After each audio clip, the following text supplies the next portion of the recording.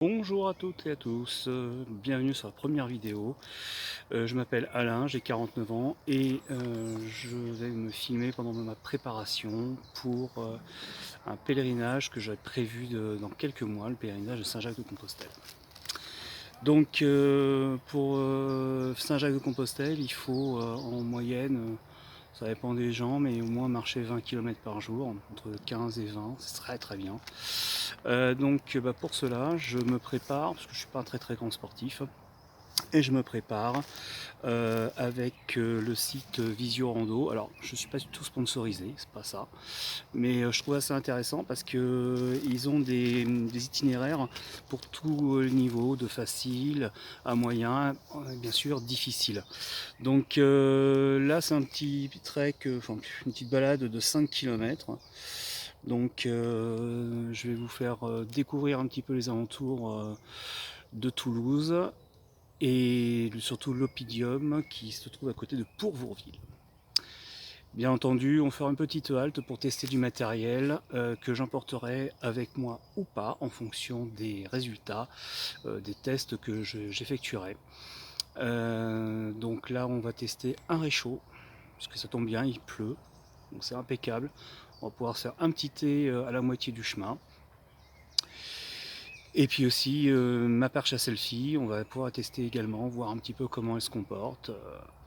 Donc voilà, il y a aussi le bâton. Voilà, le bâton, ça celui-là j'en parlerai un petit peu plus tard, on m'étonnerait de faire une petite review là-dessus. Allez, à plus tard.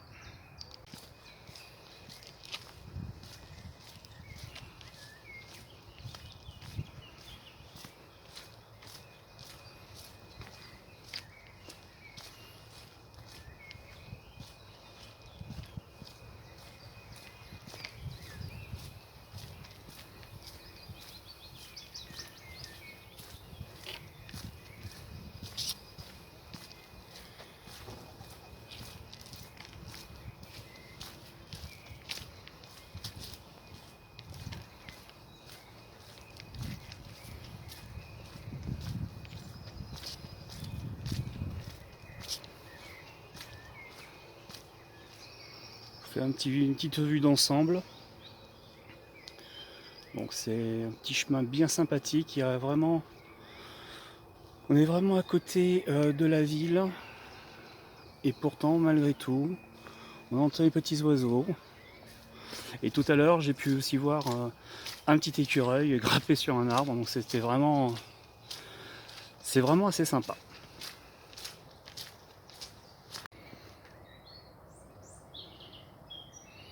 Ah, je suis déjà sur les traces du chemin de Saint-Jacques-de-Compostelle à première vue.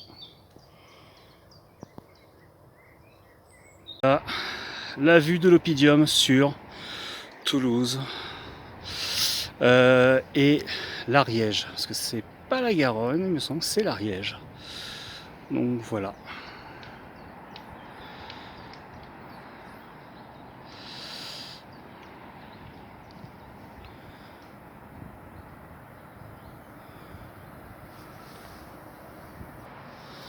Avec un autre point de vue. Ce qu'il faut voir là.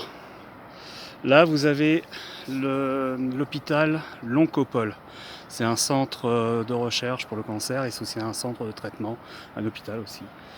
Donc c'est un centre entièrement dédié sur le traitement du cancer. Vous avez ici tout un tas de panneaux solaires. D'après ce que je sais, c'est l'ancienne usine AZF. C'est là-dessus que ils ont, parce que l'usine est, enfin, après l'explosion d'AZF, tout ce qui est resté a été détruit. Le site est entièrement pollué et donc on ne peut pas le réhabiliter. Donc ils ont préféré faire une centrale électrique à panneaux solaires. Donc voilà. Et comme je le disais,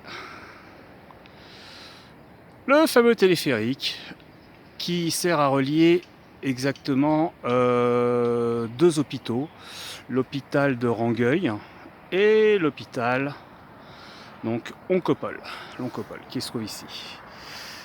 Voilà. Et bien entendu, c'est la RATP locale qui s'appelle Tisséo qui gère ça. Pour le moment, il n'est toujours pas en service. Je sais pas pourquoi. Il y a eu des rumeurs comme quoi il y avait des problèmes de soudure au niveau des poteaux, mais bon. Donc au niveau du test de matériel, voici un réchaud de chez S-Bit. Là encore, j'ai pas de tarif, rien du tout à vous proposer. Tout ça, c'est l'achat perso. Donc, il se compose d'une petite housse en mèche. C'est assez pratique, je trouve. Ça, on peut y glisser son thé et le briquet pour allumer. Et parce que ça marche avec des pastilles de combustible.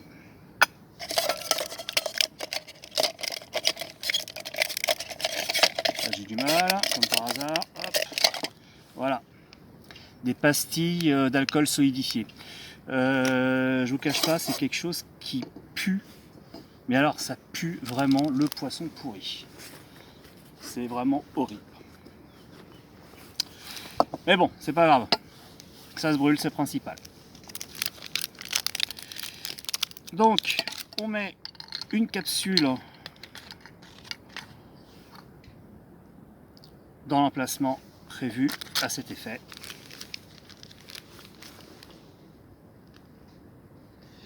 Hop.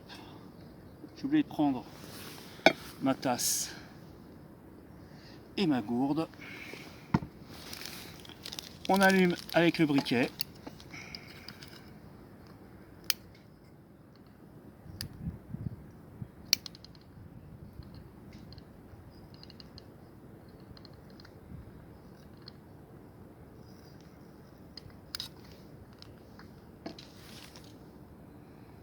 Alors, je ne sais pas si on voit bien.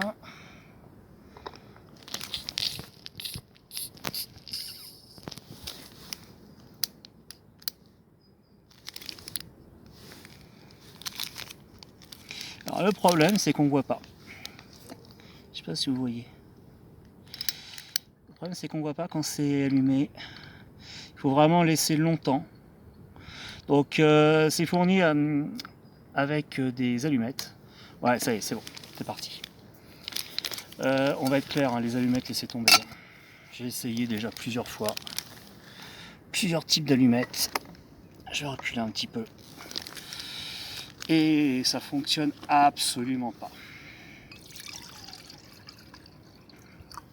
Donc là, je me fais un thé. Ça fait combien à peu près? Allez, 20 centilitres. Hop.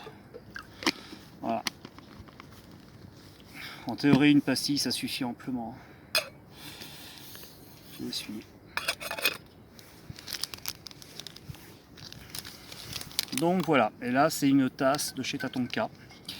Elle me suit pareil depuis très longtemps. C'est vraiment du très bon matos. Ce qui est avantageux là-dedans, c'est que c'est compatible avec les gourdes Nalgene. Je sais pas si on voit. Ouais. Allez, ça c'est une gourde Nalgene. Vous mettez ça directement dans le sac et vous avez l'ensemble. Donc ça c'est assez intéressant. On peut le mettre aussi comme ça, comme vous voulez. Prend pas beaucoup de place et ça permet d'avoir toujours du contenu et un contenant. On va attendre un petit peu que l'eau chauffe. Hop, on va arrêter et on revient quand ça sera chaud. Et donc voilà, ça y est, l'eau est chaude. Ça a pris un peu moins de 10 minutes pour 20 centilitres. Donc ça va, c'est pas non plus... c'est pas rapide, mais en toute honnêteté, c'est vraiment pas mal. Je rappelle quand même que Saint-Jacques, faut faire avec un minimum d'emport. Alors c'est là la question. La véritable question, c'est est-ce que je le fais en autonomie ou pas? Ça, c'est un gros débat parce que si je le fais pas en autonomie, ça veut dire que je m'arrête tous les soirs. Ça veut dire qu'il faut que j'emporte beaucoup de choses. Et le problème c'est que le poids ça sera mon pire ennemi. Avec les ampoules, entre autres, la fatigue. Donc ouais, c'est quand même avoir une cartouche de gaz, c'est pas pertinent. Pas pertinent parce que déjà on est dépendant du gaz. Donc c'est à dire qu'une fois que la cartouche elle est vide, il va falloir en racheter une. C'est pas sûr qu'il y en ait sur le chemin de Saint-Jacques. Donc ça déjà c'est vraiment pas génial. L'avantage de ces petites pastilles, c'est que ça prend quasiment pas de place. C'est à peu près, ce que j'ai déjà testé, hein, moi j'ai connu ça à l'armée quand j'ai fait mon service militaire, c'était en 94. On avait des rations de 24 heures et il y avait 6 tablettes. En 24 heures, j'en utilisais 4. Quasiment une pour chaque phase du repas. Donc, et là on peut voir d'ailleurs, elle n'est pas complètement finie d'être consumée. Donc pour un café, du thé ou même de la soupe, ça suffit amplement. Il faudra que j'essaye avec des nouilles chinoises, parce que ça peut être un truc intéressant. Donc voilà, donc en fait, ça c'est pas mal. Il y a le deuxième choix, c'est le choix du réchaud à bois. Réchaud à bois pliant, bien entendu, pour qu'il y ait un minimum d'emport. Et là, c'est un vaste débat, parce que comme on n'a pas le droit de faire de feu en France, en forêt, et je crois même qu'en Espagne, c'est interdit aussi. Déjà, même le fait même de faire du camping sauvage, appelé aussi bivouac ou bushcraft, comme vous voulez, même si c'est pas vraiment la même définition, mais je vais généraliser un petit peu et pardonnez-moi aux bushcrafters, dont je fais un petit peu partie quand même, puisque j'en ai fait un peu. Le truc est que c'est pas sûr que ça soit vraiment toléré et que bon. Donc pour moi la meilleure des solutions c'est celle-ci. Je vais tester quand même je vais arrêter mon thé. Je vais quand même tester le réchaud à bois. Donc vous inquiétez pas si lors d'un prochaine vidéo il y aura un réchaud à bois à tester. Parce que je vais le tester, je suis vraiment curieux de voir si oui ou non c'est plus pertinent que le réchaud à alcool. Donc voilà, n'hésitez pas à me laisser des commentaires, n'hésitez pas à réagir.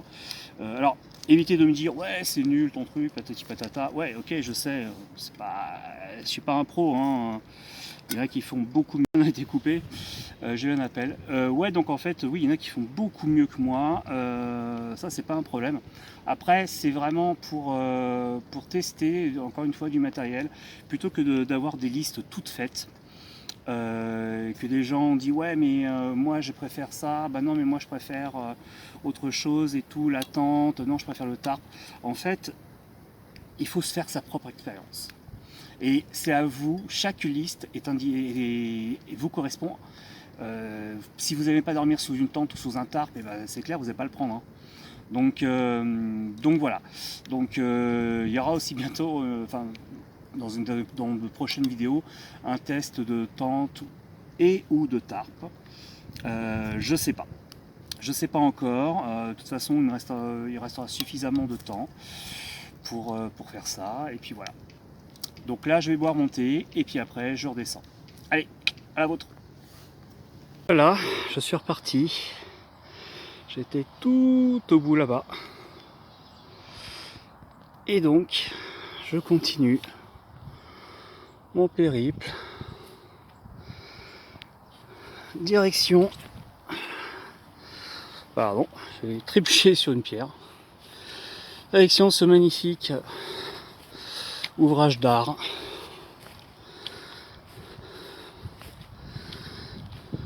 qu'est le téléphérique.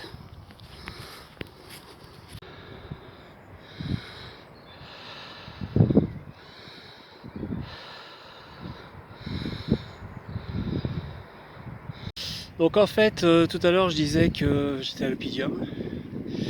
Et il semblerait que ça soit plutôt ici. Voilà. Après les indications, les barrières sécurité. Ici, là, il y en a. Là-bas, il y en avait savais pas. Bon. Donc voilà. Vous avez toujours une magnifique vue sur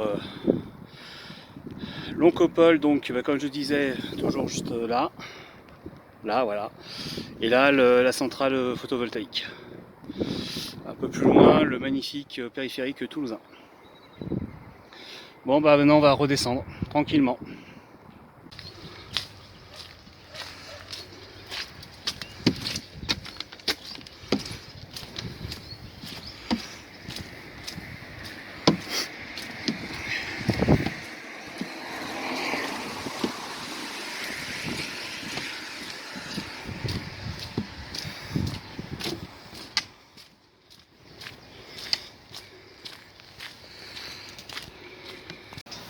Bon, et ben voilà.